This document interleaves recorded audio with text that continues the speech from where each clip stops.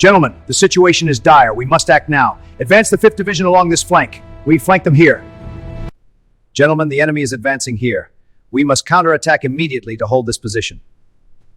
December 19th, 1944. 3 days into the German Ardennes Offensive, the 101st Airborne is digging in around Bastogne, but George Patton is still over 50 miles away, locked in battle near Saarbrücken. The traditional narrative says Patton's impact on the Battle of the Bulge begins when his tanks break through to Bastogne on December the 26th. That narrative is wrong.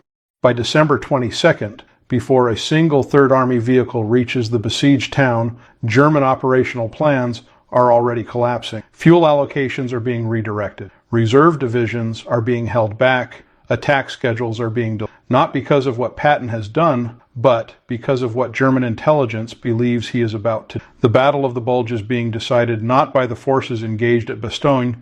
Gentlemen, the enemy is advancing here. We must reinforce the southern flank now. Deploy reserves immediately.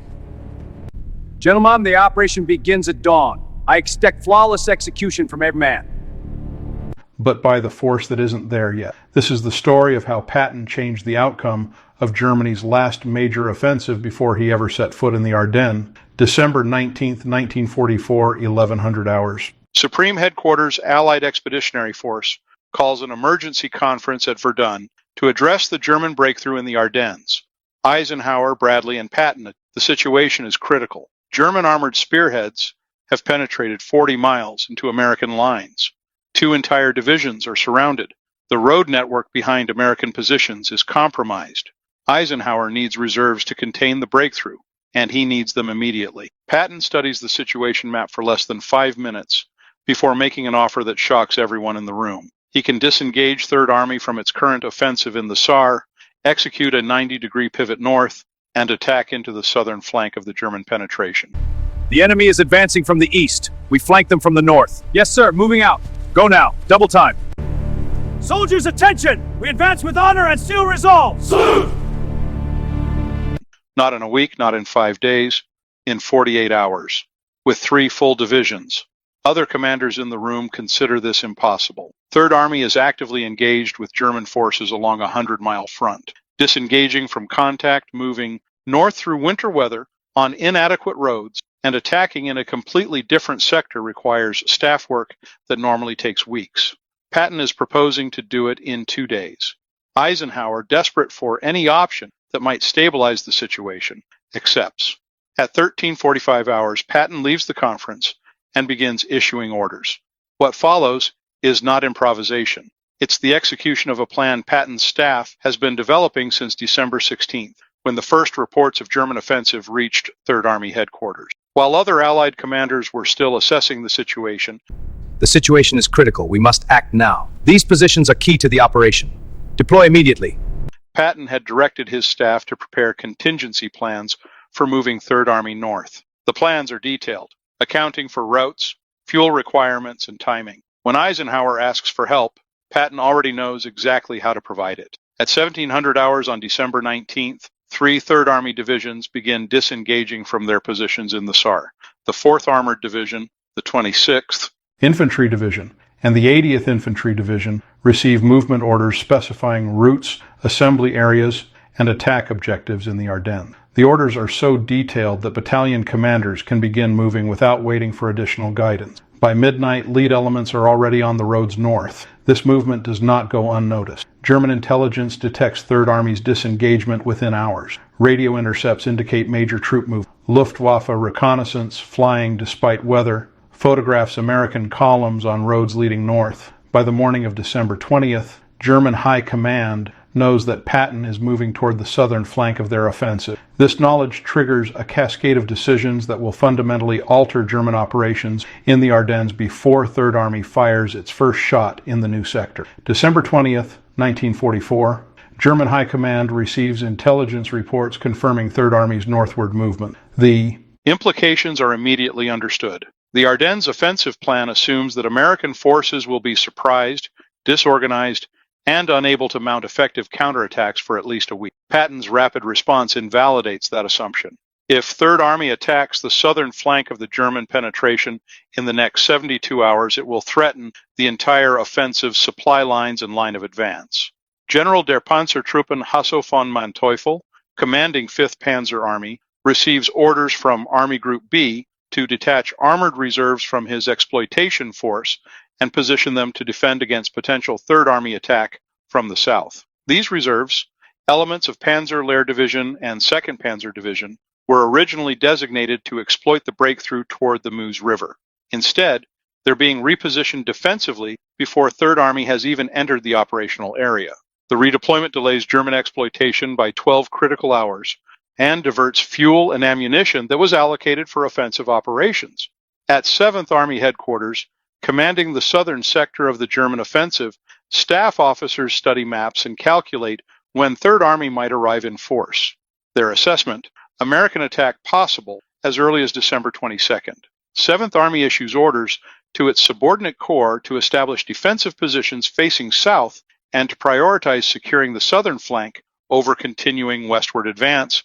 Units that were supposed to be attacking are instead digging in. The entire southern portion of the German offensive transitions from exploitation to defense 2 days before Third Army actually attacks. But the most significant German reaction occurs at the operational level. The German plan for the Ardennes Offensive depends on capturing intact American fuel dumps to sustain the advance. German units are advancing on calculated fuel reserves with the expectation that they'll capture American supplies before running out. The intelligence about Patton's movement causes German quartermaster officers to recalculate fuel distribution. Instead of allocating maximum fuel to forward exploitation forces, they're now holding reserves to support defensive operations against Third Army. Panzer divisions that should be receiving priority fuel allocation are instead told to manage their consumption carefully because reserves are being positioned to meet the new threat from the south. December 21st. German forces around Bastogne receive revised operational orders. Originally, Bastogne was to be bypassed and masked by minimum forces while main effort continued west. But with Third Army approaching from the south, Bastogne's position on the road network becomes critical. If Third Army drives north, Bastogne will be the key terrain on their axis of advance. German command makes the decision to commit significant forces to capturing the town quickly before Third Army arrives. This decision diverts units from the westward exploitation and concentrates them around Bastogne, exactly where the terrain favors the defender. By December 21st, before Third Army has engaged German forces in the Ardennes, the German offensive has already been fundamentally altered. Exploitation forces have been diverted to defensive positions. Fuel allocations have been redirected. Attack priorities have shifted from breakthrough to consolidation. The German offensive, which was supposed to reach the Meuse River by December 24th, is instead focusing on securing its southern flank and capturing Bastogne. None of these changes were forced by actual combat with Third Army. They were forced by the knowledge that Third Army was coming. December 20th through December 22nd. While German forces react to intelligence about Third Army's movement, the movement itself is underway. 3 divisions, approximately 60,000 soldiers, hundreds of tanks and artillery pieces, thousands of vehicles are executing one of the most complex maneuvers in American military history. Moving a corps-sized force 90 degrees while in contact with the enemy in winter weather on roads clogged with refugees and retreating American units should be impossible. Third Army makes it look routine. The secret is staff work done before the movement order. Patton's operations officer, Colonel Hallie Maddox, has prepared detailed movement tables specifying which units move on which roads at what times. Routes are deconflicted, fuel points are established, military police are positioned at critical intersections to direct traffic. Units are staggered so that the roads never become completely congested. The 4th Armored Division moves on one route, the 26th Infantry on another, the 80th Infantry on a third. They're not moving as a mass but as coordinated columns, each following a precise timetable. The weather is terrible. Temperatures below freezing. Roads covered with snow and ice, visibility poor. These conditions, which should slow movement, actually help. The same weather that grounds Allied aircraft also grounds the Luftwaffe. German aerial reconnaissance cannot effectively track Third Army's movement. German intelligence knows Third Army is moving north, but cannot determine exact routes, timing, or strength. This uncertainty magnifies German concern. When you can't see the enemy clearly, you tend to overestimate their capability. On December 21st, lead elements of the 4th Armored Division reach assembly areas south of the Ardennes. They have covered over 70 miles in 48 hours in winter conditions while maintaining unit cohesion. The division conducts immediate maintenance, refueling, and ammunition resupply. By evening of December 21st, they're ready to attack. The 26th and 80th Divisions are 6 to 12 hours behind, also moving on schedule. What makes this movement historically significant is not just its speed, but its visibility. Third Army is not attempting to move secretly. Radio traffic is normal. Unit designations are not concealed. Patton wants German intelligence to know he's coming. Every intercepted radio message, every reconnaissance report, every intelligence assessment that confirms Third Army's northward movement adds to German uncertainty and forces German commanders to react defensively. The movement itself is a weapon changing German behavior before combat begins. By December 22nd, Third Army is positioned to attack, but the attack itself, when it comes, is almost secondary. The German operational situation has already been transformed. Forces that should be exploiting west are defending south. Fuel that should be supporting exploitation is held in reserve. Units that should be bypassing Bastogne are instead besieging it. The decisive impact of Third Army's movement is not what it will do when it attacks. It's what it has already forced the Germans to stop doing. December 20th through December 23rd. While Third Army moves north and German forces react, the situation around Bastogne develops in ways directly influenced by decisions made in response to Patton's movement. The 101st Airborne Division and attached units are surrounded by December 21st. German forces begin deliberate attacks to capture the town. But the German approach to Bastogne is fundamentally shaped by the knowledge that Third Army is coming from the south. Under the original German plan, Bastogne would be masked by a single Volksgrenadier division while mobile forces continued west. The town's garrison would be contained but not necessarily destroyed, at least not immediately. But with Third Army approaching, German commanders cannot leave a hostile garrison on their line of communication. The decision is made to capture Bastogne quickly, which requires committing substantially more force than originally planned. On December 22nd, elements of Panzer Lehr Division, 26th Volksgrenadier Division, and later 15th Panzer Grenadier Division are committed to attacks on Bastogne. These units represent significant combat power that, under the original plan, should be driving toward the moves. Instead, they're engaged in deliberate attacks against prepared defensive positions in terrain that favors the defender. The attacks make limited progress at high cost. German casualties around Bastogne begin to mount, not because American defenders are unexpectedly strong, but because German attackers are being forced into tactical situations they were supposed to avoid.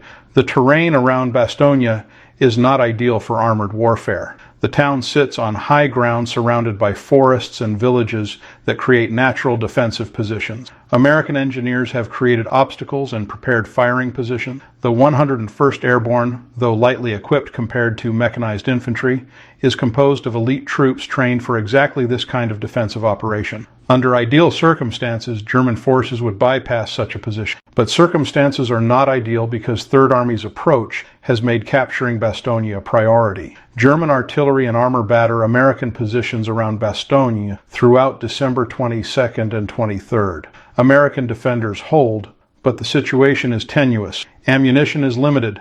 Casualties are mounting. Medical supplies are inadequate. The weather prevents air resupply. If the siege continues without relief, the garrison will eventually be overwhelmed. But the key point is timing. German forces are trying to capture Bastogne before Third Army arrives. This introduces urgency that affects every German tactical decision. Attacks are pressed when they should be delayed. Units are committed when they should be held in reserve. Casualties are accepted that would not be acceptable under a more deliberate approach. By December 23rd, the weather clears enough for American aircraft to conduct resupply drops over Bastogne. The supplies help, but they don't change the fundamental tactic situation. The garrison is still surrounded. German forces still outnumber and outgun the defenders. But German operational calculus has changed. The attacks on Bastogne are no longer about capturing a tactically significant town in a larger offensive. They're about eliminating a threat before another threat arrives from the south. Every hour German forces spend attacking Bastogne is an hour they're not exploiting west. And every hour they delay is an hour closer to Third Army's arrival. December 24th, 1944. Third Army launches its attack into the southern flank of the German salient. The 4th Armored Division drives north toward Bastogne, engaging German forces that have been positioned to meet exactly this threat. The 26th and 80th Infantry Divisions attack on the flanks, widening the penetration. The attacks encounter strong resistance. German forces have had time to prepare defensive positions. Progress is measured in miles, sometimes in hundreds of yards. It will take 2 more. Days before lead elements of 4th Armored reach Bastogne, but the outcome is already determined, not by the tactical fighting that occurs between December 24th and 26th, but by the operational decisions made between December 19th and 23rd. German forces around Bastogne have been weakened by attacks that consumed combat power and achieved limited results. German exploitation forces that should be approaching the Meuse are instead defending against Third Army. German fuel reserves that should be supporting offensive operations have been diverted to defensive requirement. The German offensive, which was supposed to split Allied armies and capture Antwerp, has instead become a desperate attempt to hold territory already taken while defending against counterattacks from the south. The historical record shows that Bastogne held until December 26th, when Third Army established contact with the garrison. The common interpretation is that Third Army's arrival saved Bastogne. A more accurate interpretation is that the knowledge of Third Army's approach created the conditions that made holding Bastogne possible. German forces attacked Bastogne with urgency rather than deliberation, accepting costs they could not sustain because they were trying to win a race against Third Army's arrival.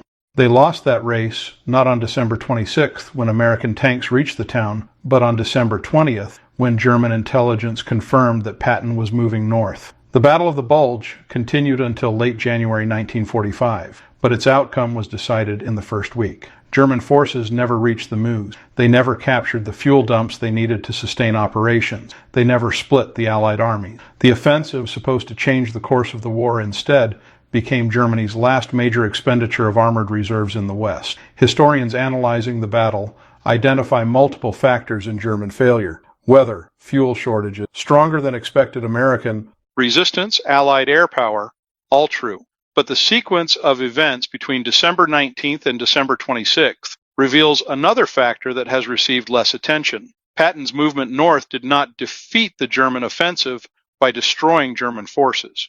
It defeated the German offensive by disrupting German plans before those plans could be executed. The decision at Verdun on December 19th, the rapid movement of Third Army between December 20th and 22nd, and the German reactions to that move between December 20th and 23rd changed the operational parameters of the battle. By the time Third Army actually engaged German forces on December 24th, the decisive impact had already occurred. German forces were defending when they should have been attacking. They were concentrating on Bastogne when they should have been driving west.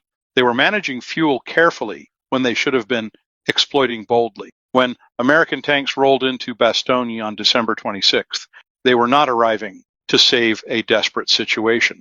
They were arriving at a situation that had already been shaped in their favor by events that occurred before they got there. The relief of Bastogne was not the cause of German failure in the Ardennes. It was the confirmation of a failure that began the moment German intelligence reported that Patton was moving north. The Battle of the Bulge is remembered as a defensive victory snatched from potential disaster. It was actually an operational victory won by movement, timing, and the psychological impact of a force that changed the battle before it ever arrived on the battlefield.